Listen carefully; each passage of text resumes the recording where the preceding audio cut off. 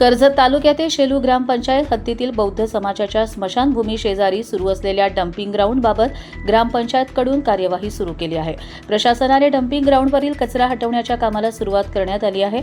शेलू ग्रामपंचायतीने तातडीने हालचाली करत जेसीबीच्या साह्याने कचऱ्याचे ढिगारे हटवण्याचे काम सुरू केले।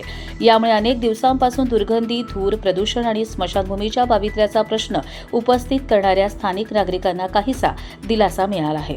स्थानिक ग्रामस्थ सामाजिक कार्यकर्ता अजय गायकवाड यांनी वेळोवेळी ग्रामसभेत प्रश्न मांडले होते। माध्यमांनी हा प्रश्न प्रभावीपणे मांडल्यामुळे प्रशासनाला तत्काळ कारवाई करावी लागली।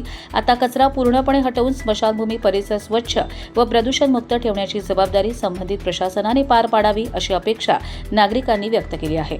मात्र केवळ हा कचरा हटवणं हा तात्पुरता उपाय असून स्मशानभूमीच्या शेजारी पुन्हा डम्पिंग ग्राउंड सुरू होणार नाही याची कायमस्वरूपी व्यवस्था करण्याची मागणी केली आहे। तसेच या ठिकाणी भविष्यात कोणत्याही प्रकारचा कचरा टाकण्यास बंदी घालावी आणि पर्यायी जागेवर डम्पिंग ग्राउंड स्थलांतरित करावे अशी मागणी करण्यात येत आहे।